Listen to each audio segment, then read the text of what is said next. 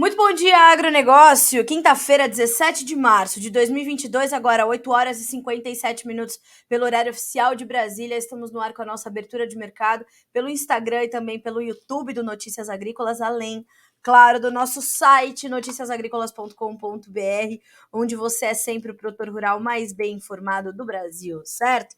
Estamos aqui começando o Bom Dia Agro desta quinta-feira, lembrando que temos o apoio da Cochupé, a maior cooperativa de café do mundo, e que da redação do Notícias Agrícolas nos acompanha a Letícia Guimarães, colhendo ali os comentários, ajudando a responder as perguntas, as dúvidas, as críticas e sugestões que vocês nos mandam. Então mandem as suas colocações, nós queremos ouvi-los. Os canais de comunicação estão abertos justamente para isso, para que você possa então participar conosco dessa abertura de mercado, tá certo? Temos notícias importantes para tratar nesta manhã de quinta-feira. Claro que vamos falar do andamento dos preços e é assim que a gente começa essa edição, como sempre fazemos, fazendo aquela rodada ali dos preços nas principais bolsas internacionais. Vamos começar com Chicago, onde os grãos sobem nessa manhã de terça-feira não, hein, Carla Mendes, que hoje já é quinta. De quinta-feira, nós temos a soja com 0,7% de alta no primeiro contrato, 16 dólares e 60 cents por bushel. O milho com 7 dólares e 40 cents, 1,3% de alta. O trigo, 10 dólares e 70 cents, com uma alta de 0,2%. Entre os derivados de soja, temos alta de 1,3% para o óleo de soja, que vale 74 cents mais 51 por libra-peso, e o farelo de soja, 479 dólares com 90 cents por tonelada curta, uma pequena baixa, bem próximo da estabilidade o farelo, 0,02% de ganho. Lembre-se sempre que o farelo, além de olhar, claro, né, de estar completamente inserido no complexo soja, também olha bastante para o trigo, que ontem despencou e ajudou a pressionar, inclusive, as cotações do farelo. E hoje o trigo tenta ali respirar um pouco mais aliviado e o farelo continua em campo negativo, mas ainda assim olhando para essa tranquilidade um pouco maior do trigo, tá? Então, estamos ali acompanhando. Vamos dar uma olhadinha na Bolsa de Nova York, perdão. O café recuando 1,08% de queda. E o primeiro contrato tem 2 dólares e 15 mais 12 por libra-peso. O açúcar sobe 1,3% para valer 18 cents mais 80 por libra. O algodão, 1 dólar e 20 mais 40 por libra-peso, uma alta de 0,5% na manhã de hoje. O petróleo para o WTI, 100 dólares e 55 cents por barril. Veja a alta do petróleo na manhã dessa quinta-feira, 5,8% no WTI, tá? 5,8%. Vamos olhar o Brent. A alta é de 6,2%. O barril vale 104 dólares e 11 cents, tá certo? Então percebam, toda aquela despencada está começando a se recuperar, porque a gente tem ainda problemas entre Rússia e Ucrânia. Já já a gente vai atualizar as informações sobre o conflito, tá certo? Aliás, deixa eu deixar aberta aqui uma agência internacional que eu quero dividir uma informação com vocês na manhã de hoje, tá?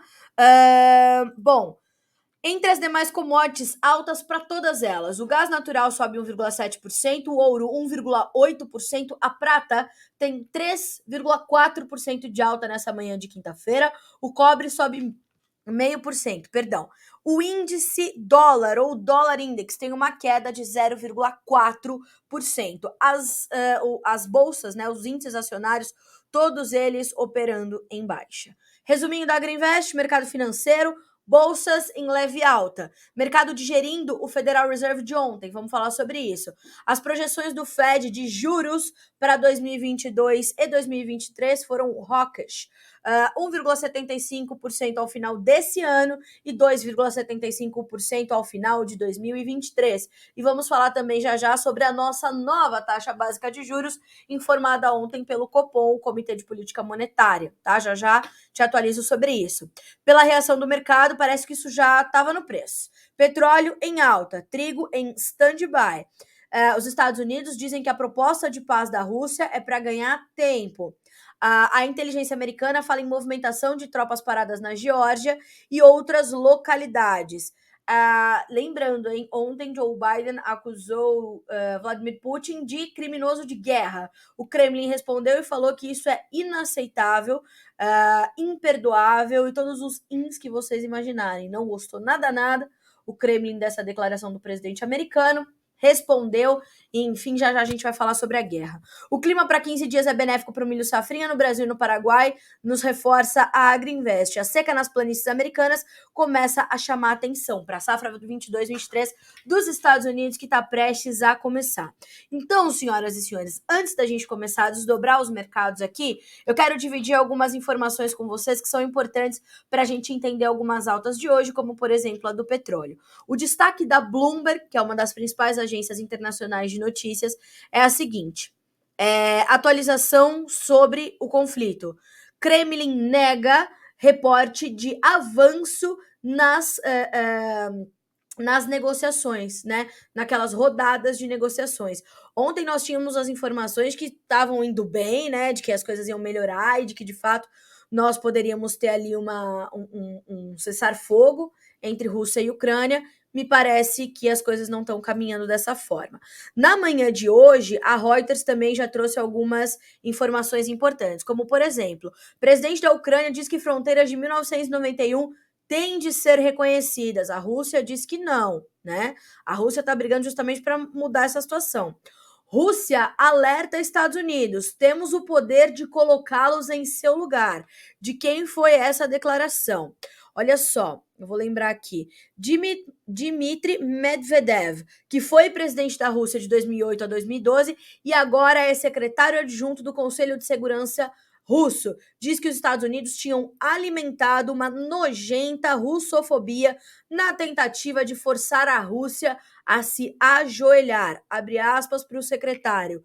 Não vai funcionar. A Rússia tem o poder de colocar todos os seus inimigos impetuosos em seu lugar. Fecha aspas para Dmitry Medvedev, secretário adjunto do Conselho de Segurança russo, tá?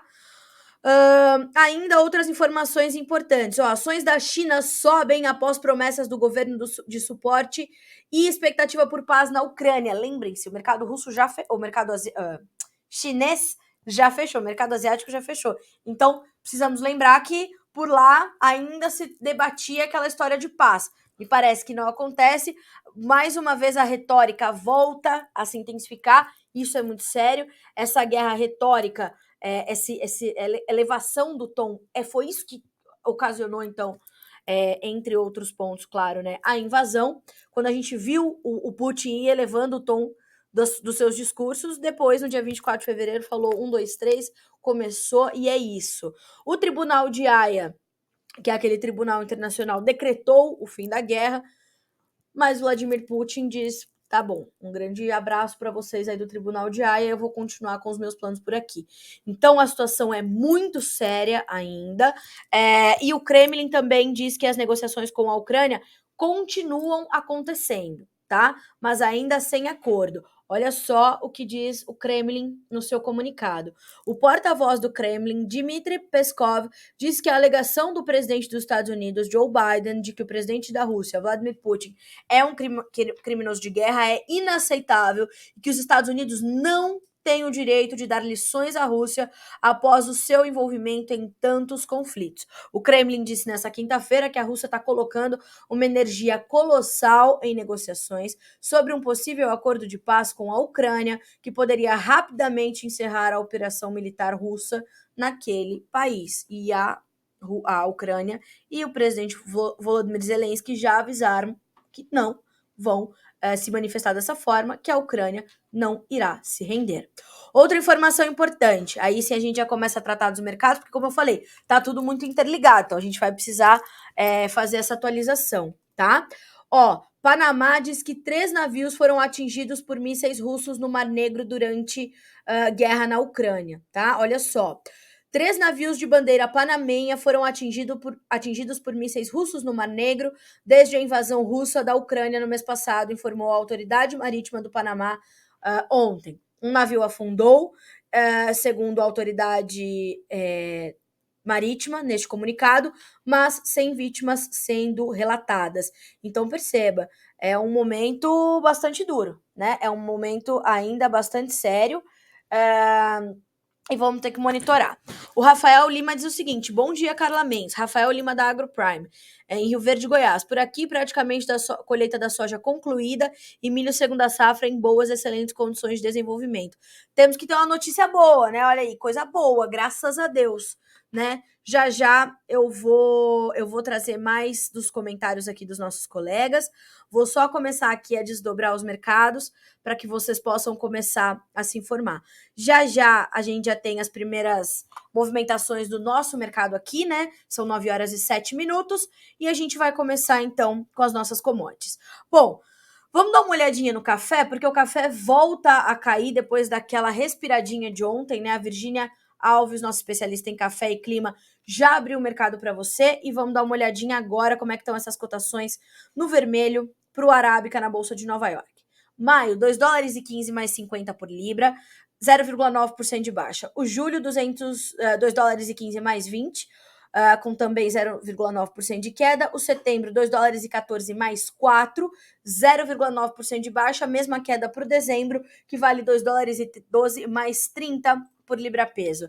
O mercado sente né, essa tendência de pressão, né? Continua abraçando essa tendência de pressão, preocupada com o consumo comprometido nos mercados russo e ucraniano, e isso segue pesando ali sobre as cotações de uma forma geral, né? É uma volatilidade intensa e que já vinha sendo esperada pelos analistas e consultores. Com as baixas desta manhã, os contratos devolvem boa parte dos ganhos que foram registrados ontem, e claro que dependendo do andamento do dólar, e me parece que o dólar abre o dia em queda, uma pequena baixa de 0,08%, R$ 5,09, me parece que a gente vai ter ainda uma pressão sobre a formação dos preços aqui no Brasil. Mas, de outro lado, o que ajuda, né, a equilibrar o mercado do café e ainda manter patamares interessantes para a formação dos preços aqui no Brasil, inclusive, são os fundamentos. Olha só, em termos de fundamentos, continuam sólidos com a quebra de produção no Brasil, problemas climáticos na Colômbia e demanda aquecida em importantes consumidores da bebida. Ainda assim, o cenário externo global continua pressionando os preços e, consequentemente, travando as negociações, tanto no mercado futuro como no físico aqui no Brasil. E isso também é observado pelos traders lá na Bolsa de Nova York, tá?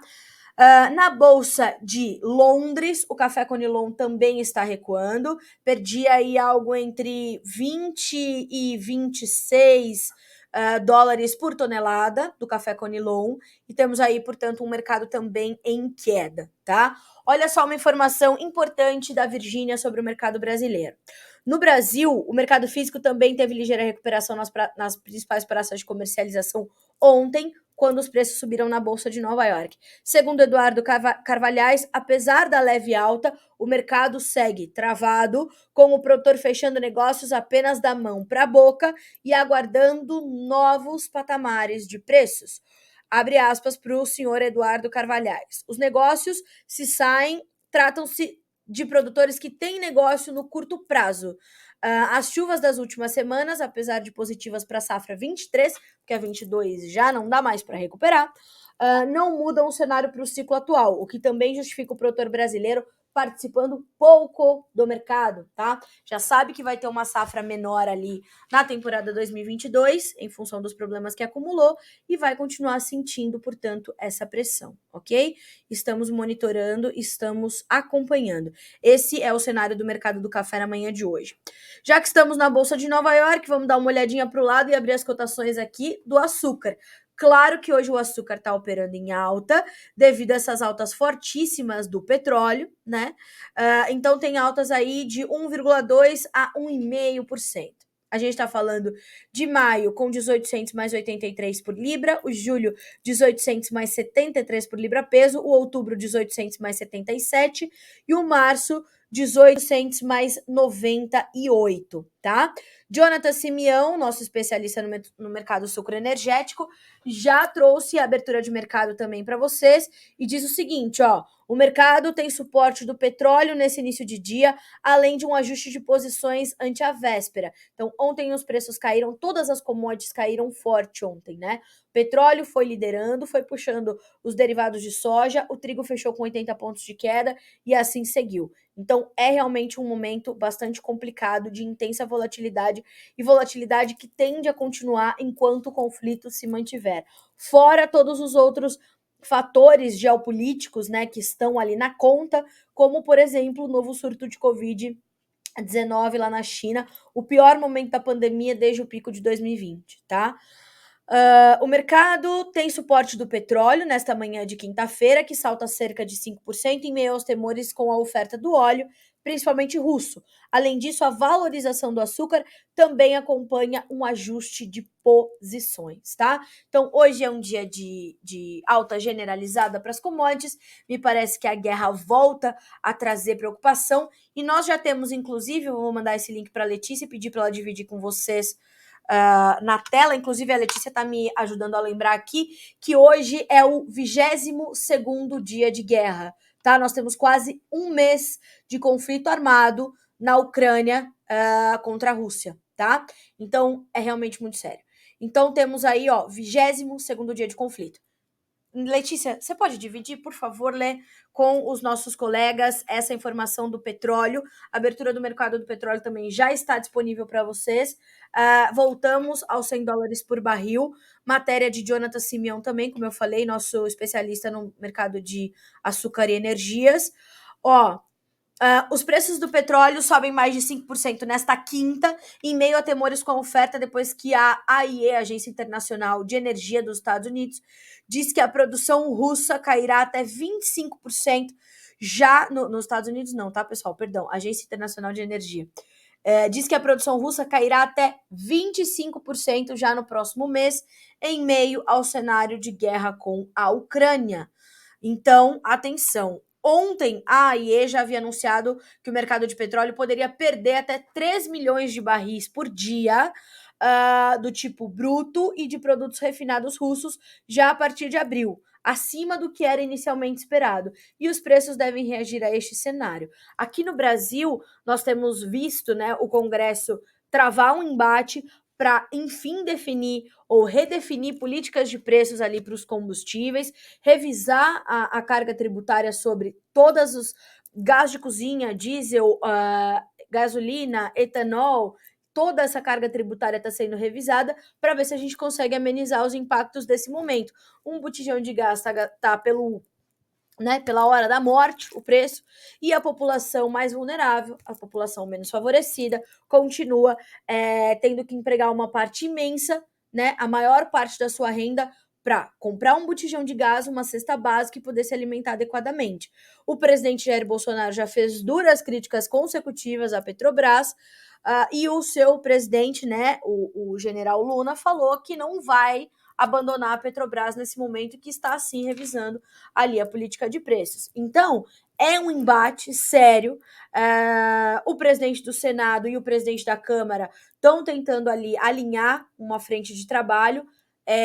Há muitas opiniões nesse momento, mas fato é que essa contínua alta do petróleo vai pesar diretamente no dia a dia da população mais pobre, não só no Brasil. A gente está falando de uma condição generalizada. A inflação, ela é global. Inclusive, a última entrevista do ministro Paulo Guedes, nosso ministro da Economia, à agência internacional Bloomberg, foi justamente sobre isso. Não existe uma inflação no Brasil, existe uma inflação no mundo. E o Brasil não está fora deste contexto. Os alimentos estão caros, os combustíveis estão caros, a energia está cara, o gás de cozinha está caro, por conta de um quadro complexo globalmente falando. E o ministro Paulo Guedes, inclusive, deu explicações muito plausíveis e bastante detalhadas à repórter internacional da Bloomberg. Vale a pena vocês recuperarem essa entrevista do ministro Paulo Guedes. Basta colocar no Google que vocês conseguem recuperar essa entrevista. Uma entrevista realmente bastante importante.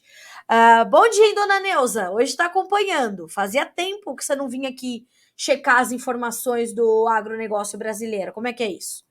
Bom, Falamos de café, falamos de açúcar, falamos de petróleo, falamos de guerra e falamos de combustíveis. Vamos dar uma olhadinha nos grãos agora? O pessoal do Direto na Fazenda está pedindo informações do mercado do milho.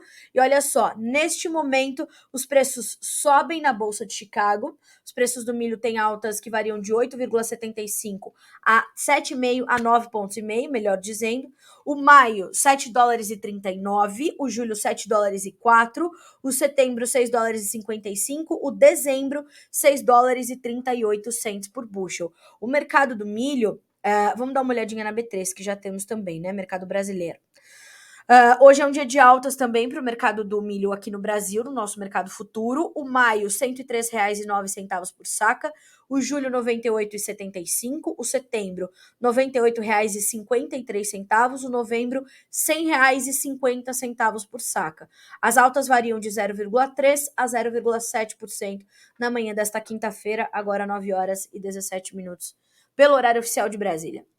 Pessoal, mercado de milho tem ali uma condição, aqui no Brasil principalmente, ainda de suporte, né? Monitora essas condições todas que se voltam principalmente a nossa segunda safra, né? Nós temos aí uma possibilidade de termos já na próxima semana, né, no início do outono, uma primeira frente fria trazendo um frio bastante intenso. Inclusive ontem foi um dos nossos destaques aqui no Notícias Agrícolas. Vou dividir com vocês essa informação. Olha só, outono vai chegar com a primeira onda de frio de 2022, derrubando as temperaturas no sul do Brasil. Então, ontem me perguntaram bastante sobre as geadas, essas possibilidades todas, e sim, nós temos a possibilidade de ter um outono um pouco mais frio, e isso traz uma preocupação para a safrinha. Por enquanto, a gente não tem nenhum risco cravado pelos institutos de meteorologia, mas naturalmente queremos acompanhar. Virgínia Alves, todos os dias, uma notícia atrás da outra sobre a questão climática, tá? Então, vamos monitorar. Então, toda a nossa safrinha está em aberto. O plantio está se concluindo, excelente janela de plantio esse ano, cumprida muito bem, né? Porque tivemos esse espaço para que isso acontecesse, diferente dos últimos 2 anos, onde a gente teve problemas bastante graves. Mas a safrinha, então, está em aberto e Oxalá permita que tudo se desenvolva bem, porque o produtor precisa dessa recuperação. Tivemos uma quebra importante na safra de verão, o que deixa ainda a nossa oferta certamente um pouco mais limitada. Os negócios estão mais tímidos nesse momento, né? Tanto por parte de compradores quanto por parte de vendedores, então a liquidez no mercado está um pouco mais contida. As nossas exportações foram menores, mas mais baixas no início de março, mas ao mesmo tempo a gente tem toda aquela condição ali de ter uma movimentação, né, diferente no momento onde você tem muita incerteza. E a guerra promovendo uma migração da demanda dos mercados da Rússia e da Ucrânia para Estados Unidos e Brasil. Brasil vai atender principalmente norte da África e Europa, e Estados Unidos vai atender principalmente mais a China. Então, temos ali nessa condição, tá? O milho vai trabalhando dessa forma, vai tentando ali se equilibrar entre algumas situações. No mercado de portos e no mercado interno, os preços do milho estão também em patamares ainda bem remuneradores, né? A diferença, como eu falei, é que a gente não tem uma espécie de faísca suficiente para promover, né, esse avanço dos negócios mais agressivamente.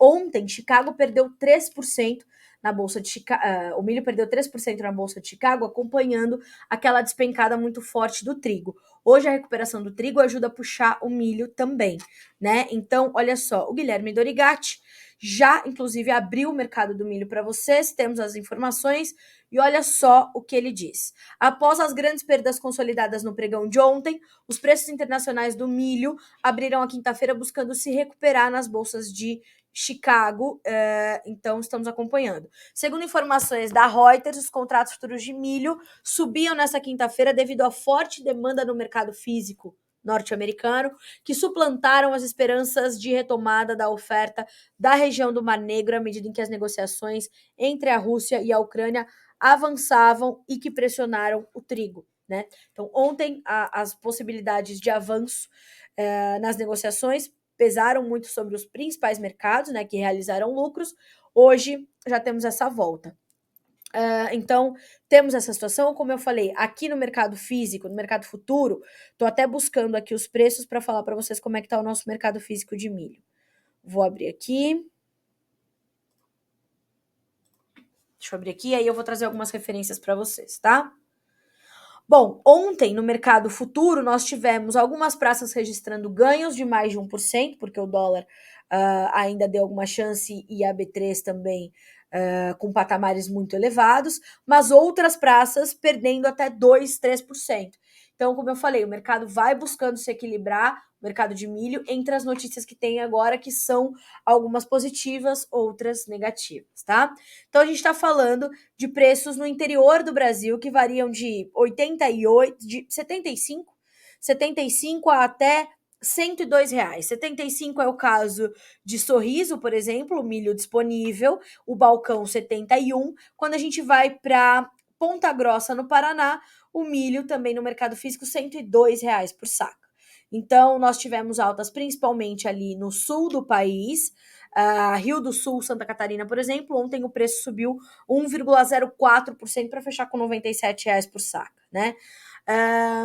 Os analistas de mercado já vinham falando bastante sobre como o milho poderia ter de fato um suporte aqui no Brasil, pelo menos até abril, maio, quando a gente começa então a voltar os olhos para a safrinha e entender qual vai ser o tamanho da nossa segunda safra, como a produtividade vai se consolidar e como isso vai vir a mercado. Então, é isso que tem realmente se mostrado.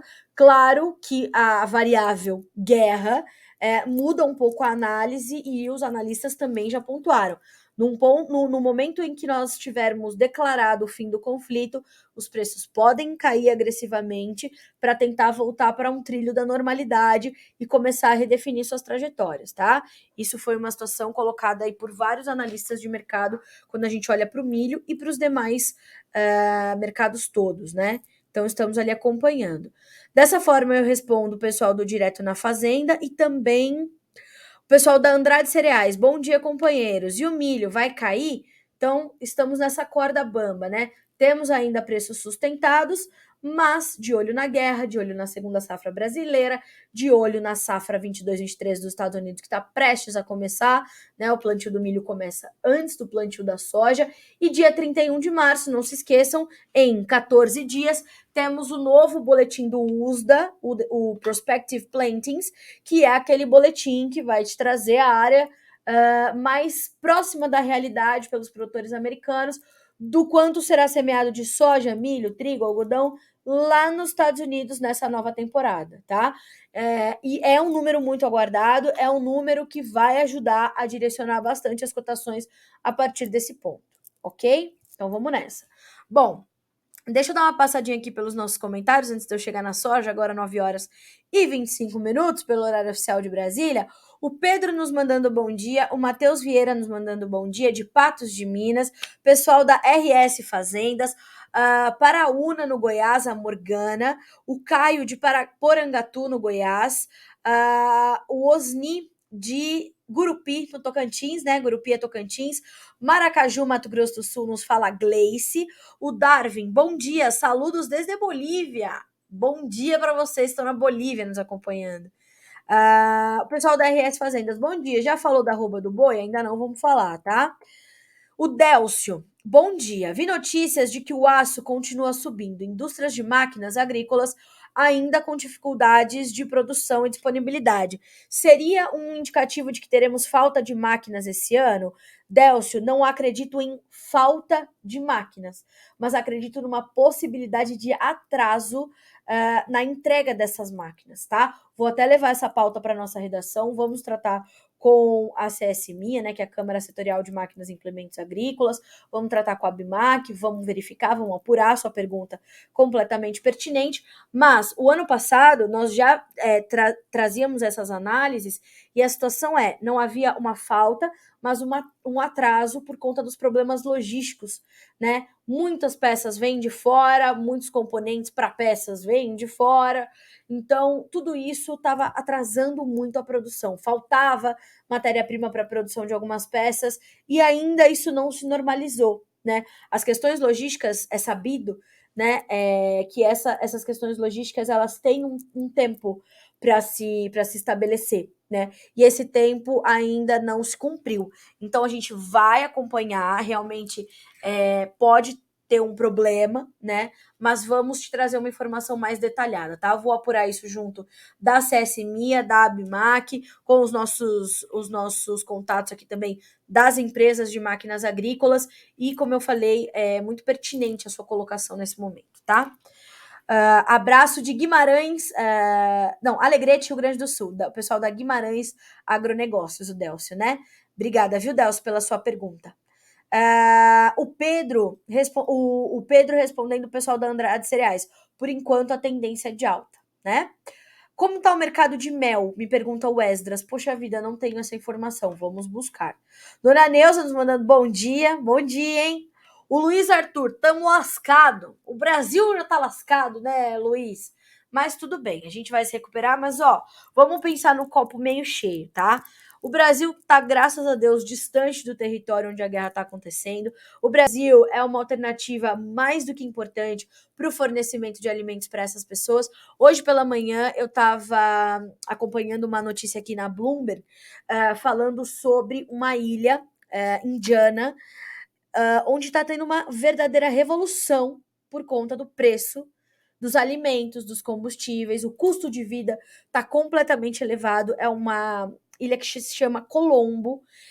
Eu vou até ver se eu consigo depois trabalhar nesse material para trazer para vocês aqui, para a gente entender como esses desdobramentos da guerra, eles são imensos, eles são inúmeros, e a gente não vai conseguir noticiar tudo aqui. Mas para nós, as notícias ainda têm sido positivas, fecha aspas, né? A gente sabe que nenhuma consequência de uma guerra é boa, né? Principalmente pelas vidas todas que já se perderam, pela perda da estrutura, né, da infraestrutura ucraniana. Então, assim, é triste. A gente parece que tá vendo 1945 de novo, né? Porque é 2022, ou seja, nós temos ali as alternativas de ataques, elas são muito maiores, elas são muito mais numerosas. Então, isso tudo é muito preocupante. Mas nós ainda estamos numa condição de fornecedor de alimentos, né, fornecedor de outros itens. Somente o complexo soja gerou em receita para o Brasil 9,1 bilhões de dólares de janeiro aos primeiros dias úteis de março, segundo nos informou Vladimir Brandalize, junto dos números da SESEX, a Secretaria de Comércio Exterior. Então perceba o tamanho da importância do seu trabalho, né, de você que está inserido no agronegócio de alguma forma. Então, é completamente importante que você tenha consciência dessa sua relevância. Realmente, o custo de vida para as pessoas está muito alto, mas só enquanto a gente continuar escalando a nossa produção, a gente vai favorecer essas pessoas que têm menos condições. Porque tá aí, vou pedir para a Letícia mostrar para vocês como chegar numa série que nós fizemos aqui no Notícias Agrícolas, chamada A Verdade contra a Fome. Tá lá na nossa seção de especiais, né? Lá no nosso menu, vou pedir para a Letícia dividir com vocês, menu especiais, e vão procurar A Verdade contra a Fome. Por que eu tô trazendo de volta essa série? Porque quando a gente olha para esse quadro, a gente consegue entender o papel do Brasil, que precisa aumentar em 40% a sua produção de alimentos até 2050, salvo engano, para a gente poder garantir a segurança alimentar da população, que precisa, de uma forma geral, que a produção global aumente 30% nesse mesmo período. E para esses 30% se consolidarem, a gente precisa aumentar 40%. Então, volto a dizer, Arthur, né? Luiz Arthur, realmente o momento é muito difícil. Tá difícil ir ao supermercado, voltar com 2 sacolinhas e deixando lá 100, 150 reais. Se pra gente é difícil, imagina para a população mais vulnerável, né? Ontem eu tava vendo uma senhora falar sobre como tá difícil comprar um botijão de gás. E é desesperador, né? Então a gente precisa continuar trabalhando para garantir que a produção seja o suficiente para que os preços estejam pelo menos equilibrados às relações de oferta e demanda, que estão apertadas nesse momento. Então, senhoras e senhores, tá aí, ó, tá na tua tela, A Verdade contra a Fome. Essa é uma produção original do Notícias Agrícolas, e ela traz ali, vocês vão ver que ela tá dividida em 3 episódios, principalmente para desmentir as irresponsabilidades do agronegócio, que são aí sempre faladas, né, pela oposição ao setor. Então a gente está desmistificando várias coisas. Então o primeiro episódio é saber de onde vem a comida que você come, qual o processo que ela faz para chegar ali. E depois a gente vai falar por que os alimentos são negociados como commodities, que também são sempre um questionamento das pessoas. E o terceiro episódio fala sobre todas as questões ambientais e sobre como o Brasil que preserva ainda é desconhecido pelo brasileiro. Então, amigos, revejam esta série do Notícias Agrícolas. É um material, um conteúdo do qual a gente tem muito orgulho, porque a gente faz com que todas as perguntas ali pertinentes para você entender a relevância do seu trabalho sejam completamente respondidas. Compartilhe isso com o seu círculo de amigos, de familiares, para reforçar essa relevância, tá certo? Seguimos aqui com os nossos comentários, né? Eita, que a Carla Mendes hoje abriu a torneirinha e não para, hein? Deus do céu. O Douglas Chimizo, bom dia, Carla e Agro do Brasil. Bom dia, Douglas. O Ramon Olegário nos mandando bom dia e o Ronaldo Silva também. Já respondi a pergunta, já trouxe aqui o comentário do Rafael Lima da AgroPrime. E eu acho que pelo YouTube é isso que temos, certo? Deixa eu ver se eu deixei de responder alguém aqui pelo Instagram, que a Lê já me mandou. O Ezra está me pedindo o mercado do mel. Eu vou levantar essas informações. Bom dia de Rondônia. Bom dia, Carla Mendes. Abraço a todos. De Cascavel, no Paraná. A Carol Cerezer. Bom dia, Carol. A Bia Quirino. Bom dia, Carla. Bom dia. Olha só, o F de Vaca. Saludos, Faustina de Vaca, do Paraguai. Bom dia para você, viu, Faustina? A Camila já falou sobre a soja? Não é meu próximo assunto. Bom dia, como é que está o mercado do arroz no Rio Grande do Sul? Vamos tratar disso. Ainda não comentei sobre os fertilizantes, mas, Pedro, temos pouquíssimas novas informações sobre os fertilizantes. Temos ali a ministra Tereza Cristina, né, concluindo a sua missão no Canadá, e me parece que teremos essa oferta maior vinda dos fertilizantes canadenses. Temos esse imbróglio todo ainda acontecendo, mas numa coletiva de imprensa que eu acompanhei essa semana, essa notícia vai sair hoje no Notícias Agrícolas, estou dando para vocês aqui as informações em primeira mão, promovida pelo Nutrientes pela Vida. Os representantes ali que estavam reunidos naquele webinar, mediados por José Luiz Tejon, diziam que o Brasil tem um estoque de aproximadamente 3 a 5 milhões estoques de fertilizantes para algo entre 3 a 5 meses. Essa gordurinha, precisamos entender como ela vai ser distribuída, né? Parte desse volume já está negociado. Então, é difícil entender qual vai ser a cobertura desse estoque de 3 a 5 meses. O que isso quer dizer efetivamente? Outro ponto importante que os especialistas ali levantaram. Continua chegando fertilizante ao Brasil, tá? Continua sendo embarcado fertilizante para o Brasil. Então, continua chegando o produto e a gente vai renovando esses estoques. Não é momento de pânico, mas é momento de preocupação e monitoramento, disseram ali os especialistas, tá? Então, ali a gente tinha Exalc, a gente tinha... eu não vou me lembrar agora, mas enfim, vou buscar aqui para vocês os nomes nesse momento, né?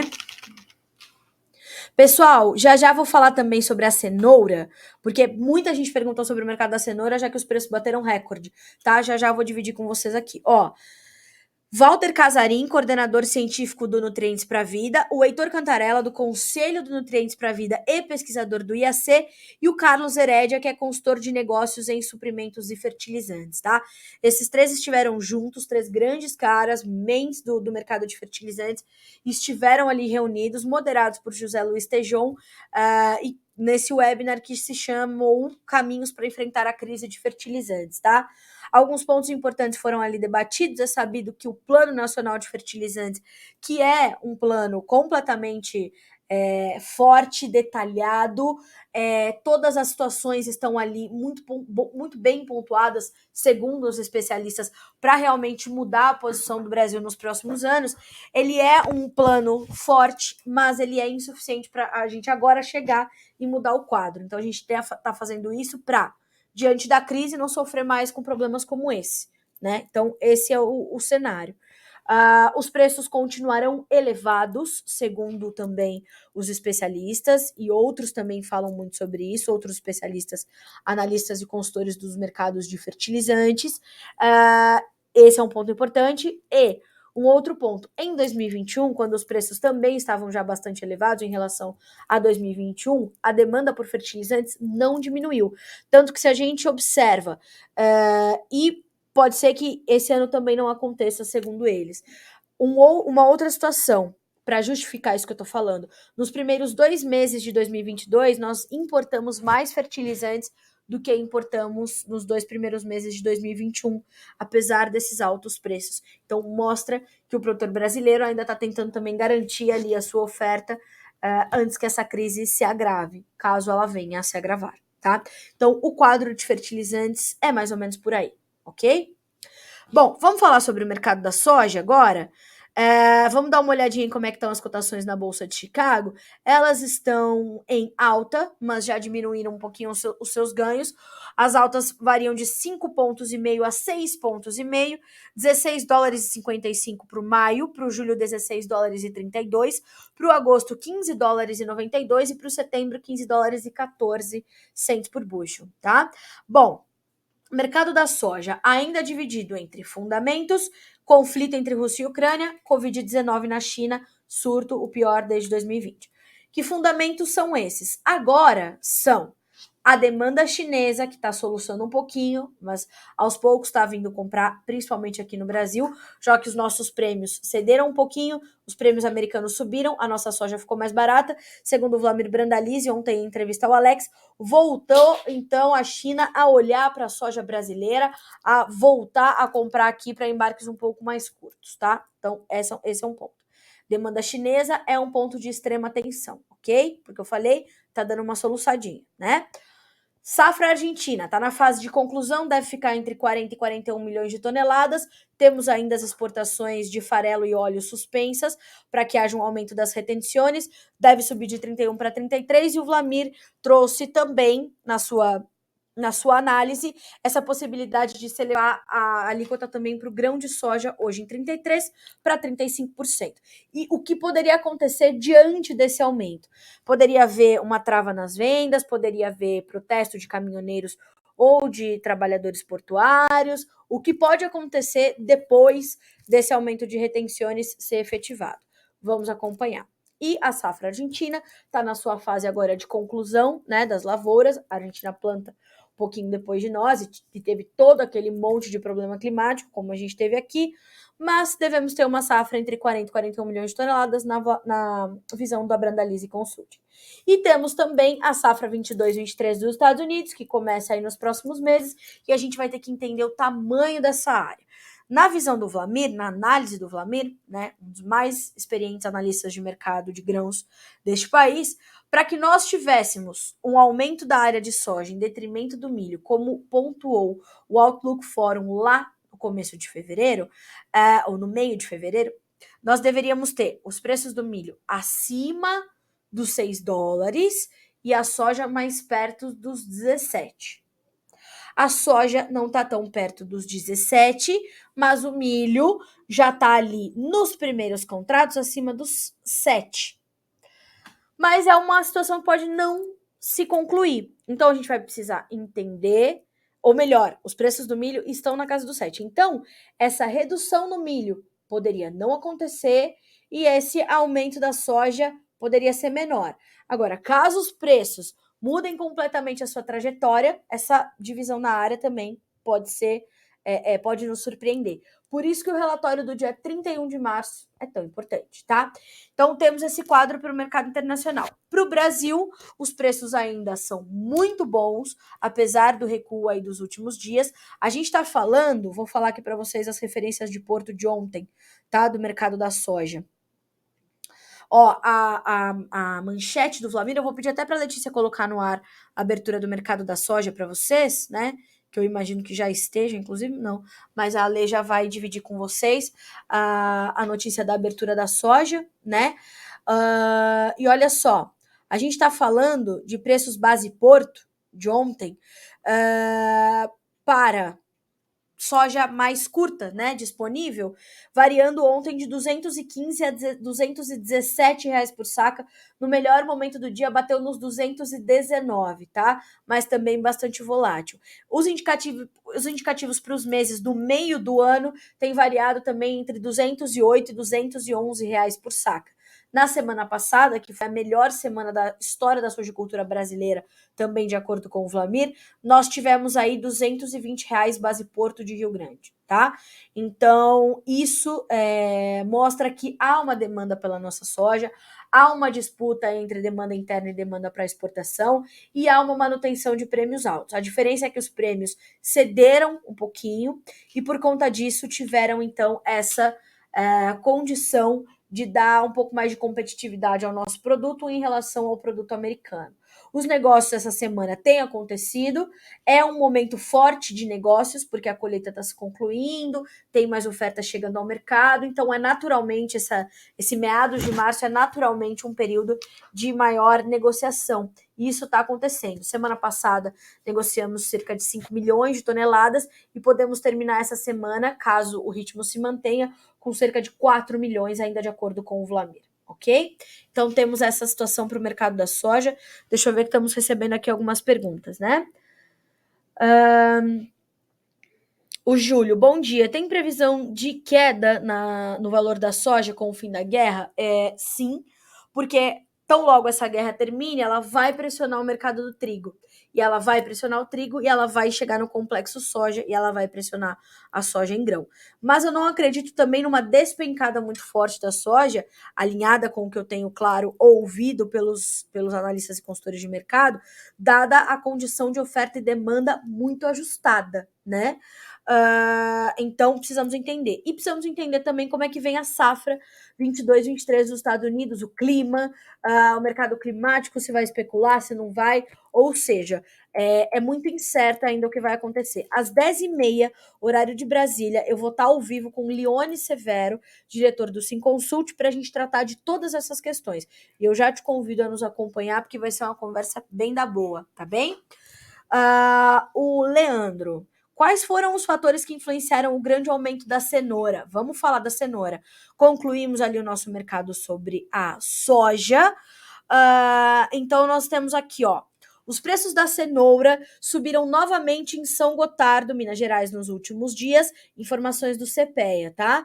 Renovando a máxima real da série histórica do Hortifruti CPEA, iniciada em 2008. Entre 7 e 11 de março, a caixa de 29 quilos da chamada cenoura suja, né, foi comercializada a R$ 140 em média. Novo recorde real da série e um aumento de significativos 17,9% frente à semana anterior. Segundo os pesquisadores do CPEA, as cotações têm sido impulsionadas pela baixa oferta que se dá em todo o Brasil, né? Reflexo das condições climáticas desfavoráveis, com chuvas em excesso, favorecendo a incidência de nematóides e mela. E para a cenoura, que é uma raiz, nematóides e mela é bastante complicado. Mesmo assim, as cenouras disponíveis têm sido comercializadas. Alguns produtores consultados pelo CPEA estão plantando as variedades de inverno, alegando que são mais resistentes, tá? A maioria dos produtores, inclusive, demonstrou a intenção de aumentar as áreas de plantio de cenoura.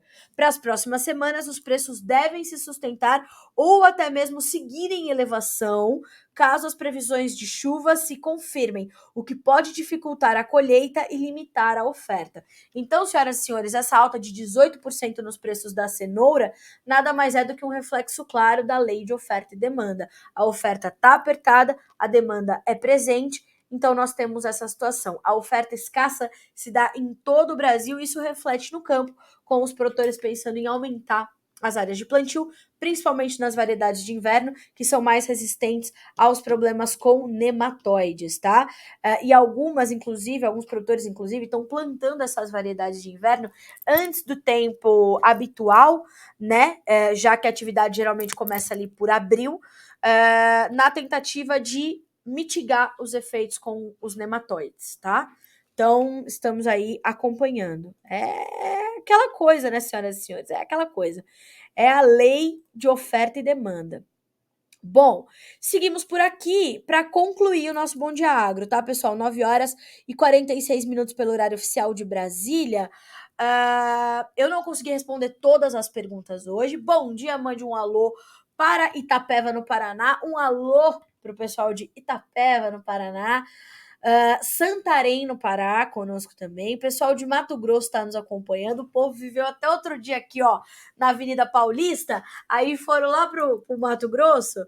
Os meninos criados em apartamento agora estão trabalhando no agro, né, seu Rafael Zavarizi? E aí, ó, tá aí acompanhando Notícias Agrícolas, acompanhando o Bom Dia Agronegócio, para mandar ver, tomar boas decisões, né? Ajudar. É isso que a gente faz, né? A gente ajuda a traçar direções. Realmente é isso que a gente quer fazer. Bom, temos então, como eu falei, a nossa fase final. Antes de tudo, vamos só dar uma informação importante sobre o mercado do boi gordo, que é o seguinte: um dos destaques da Scott é o seguinte: piora na relação de troca do milho com o boi gordo, tá? A quebra da primeira safra de milho e o conflito entre Rússia e Ucrânia tem afetado o poder de compra do pecuarista em 2022, segundo informações que partem então da Scott Consultoria, tá? Vale a pena você acompanhar o site da Scott também, grande parceira do Notícias Agrícolas, para monitorar todas essas condições. É bem importante realmente, ok? Bom, últimas informações, então, desta manhã de quinta-feira. China eleva o preço de combustíveis ao maior nível em mais de uma década. A Asgav, que é a associação... vou falar para vocês o nome completo. Não vou achar. Associação Gaúcha de Avicultura? Será que eu não sei, né? Olha só, alerta para a dificuldade de entrada de grãos no Brasil nas fronteiras dos países com o Mercosul. O setor avícola vem enfrentando muitas dificuldades no mercado de grãos, em especial a falta de milho, em detrimento da estiagem, que se repete nos últimos 3 anos. Aliado a esse problema, há ainda as consequências da pandemia e, mais recentemente, os efeitos do conflito no leste europeu. Um dos principais insumos para a ração é o milho, onde somente o Rio Grande do Sul e Santa Catarina o déficit chega em torno de 7 milhões de toneladas, tá? Essa notícia já está disponível para você aqui no Notícias Agrícolas. IBCBR contrai 0,9% em janeiro, mais do que o esperado. Governo envia ao Congresso projeto para acomodar mudanças em precatórios em combustíveis. Vamos com isso, né, gente? Bolsonaro enviou ao Congresso proposta para recompor os recursos do Plano Safra, importantíssimo.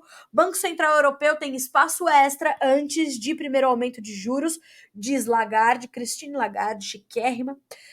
Sem avançar por terra, a Rússia bombardeia as cidades ucranianas e guerra entra na sua 4ª semana.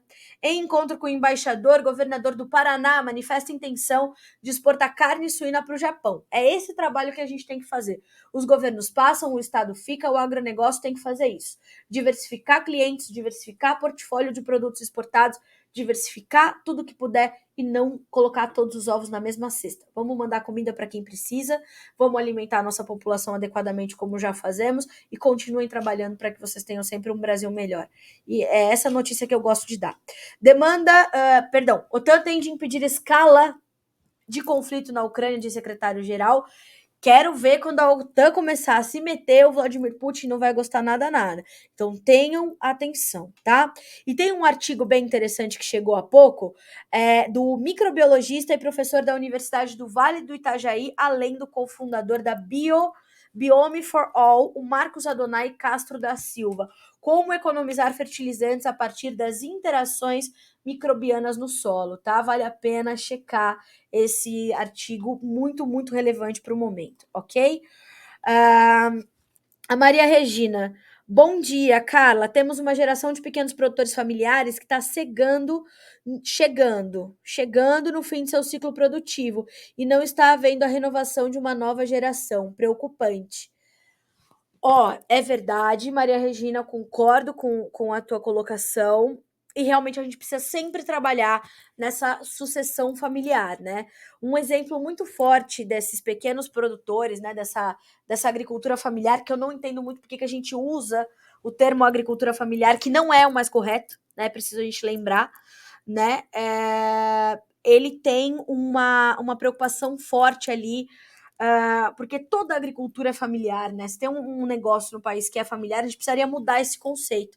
Mas os pequenos produtores precisam sim olhar, né, e serem acolhidos com estratégias de sucessão familiar, né? Planos de sucessão familiar. Isso é completamente importante. Então, acho que sim, a gente tem que trabalhar nisso, tem que continuar incentivando as novas gerações a permanecerem no campo e trazendo sempre essa condição, né?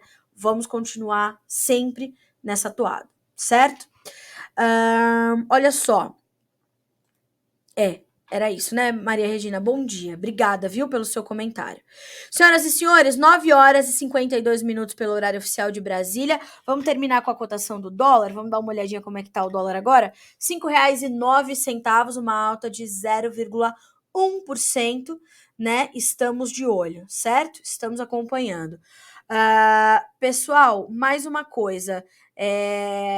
Hoje, volto a lembrá-los, tá? A soja já está intensificando as altas, inclusive o trigo estável, tá?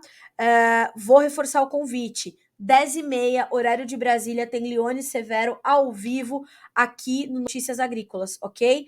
Não deixem de acompanhar essa entrevista. A gente vai falar sobre como crises como essa que a gente está passando, elas podem gerar uma crise de alimentos completamente agressiva e trazer problemas ainda mais sérios diante do que nós já temos, tá? Então é importante, principalmente para você entender como o mercado se comporta em momentos assim, tá certo? Então, 10h30, pelo noticiasagricolas.com.br ou pelo YouTube do Notícias Agrícolas, tá? O Notícias Agrícolas Oficial, você que tá no YouTube e não é inscrito, inclusive, no canal, se inscreva para ficar por dentro de tudo que acontece na nossa programação ao vivo, tá bem assim?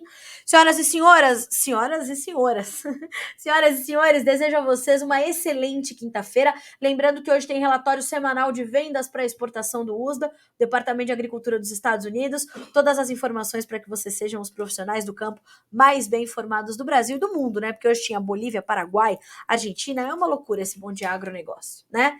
Senhoras e senhores, até amanhã. A gente volta a se encontrar, tá certo? Aqui no nosso Bom Dia Agro. Que você tenha bom trabalho, possa tomar boas decisões e amanhã a gente volta a se encontrar. Notícias Agrícolas, 25 anos ao lado do produtor rural.